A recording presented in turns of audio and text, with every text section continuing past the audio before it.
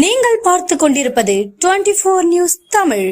நாடு எதிர்நோக்கியுள்ள சவால்களை சமாளிக்க நேர்மையான இளைஞர்கள் ஒருங்கிணைந்து பணியாற்ற வேண்டும். லோக் ஆயுக்தா நீதிபதி டாக்டர் வி ராமராஜ் வலியுறுத்தல்.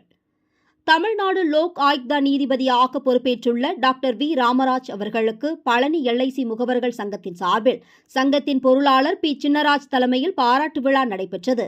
நாடு எதிர்நோக்கியுள்ள சவால்களை சமாளிக்க நேர்மையான இளைஞர்கள் ஒருங்கிணைந்து பணியாற்ற வேண்டும் என்று ஏற்புரை வழங்கிய லோக் ஆயுக்தா நீதிபதி டாக்டர் வி ராமராஜ் வலியுறுத்தினார். அவர் பேசியதாவது: கடந்த 1988 முதல் 4 ஆண்டுகள் பழனி LIC பழனி கிளையில் முகவராக பணியாற்றினேன்.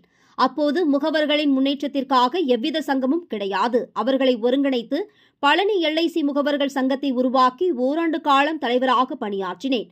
1991 ஆண்டு தொடங்கப்பட்ட பழனி LIC முகவர்கள் சங்கம் 34 ஆண்டுகளாக தொடர்ந்து செயல்பட்டு வருகிறது. LIC முகவர்களின் ஒற்றுமையின் மூலம் அவர்களது உரிமைகள் வென்றெடுக்கப்பட்டிருக்கிறது என்று, நாட்டு மக்களிடையே ஒற்றுமை என்பது நாட்டை முன்னேற்றுவதற்கான மனித வளர்ச்சிக்கான ஆயுதம்.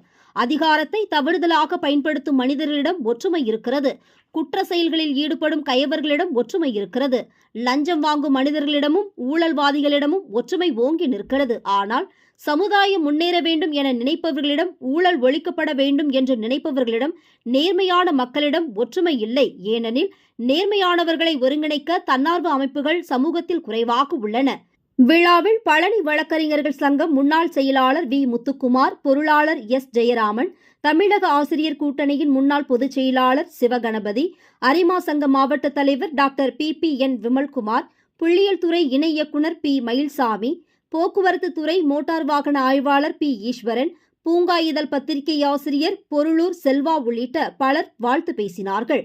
முன்னதாக பழனி LIC முகவர்கள் சங்கத்தின் செயலாளர் M பாபு வரவேற்புரையும், இறுதியாக பழனி LIC தலைவர் கிளப் உறுப்பினர் ராமசாமி நன்றி உரையும் ஆற்றினார்கள்.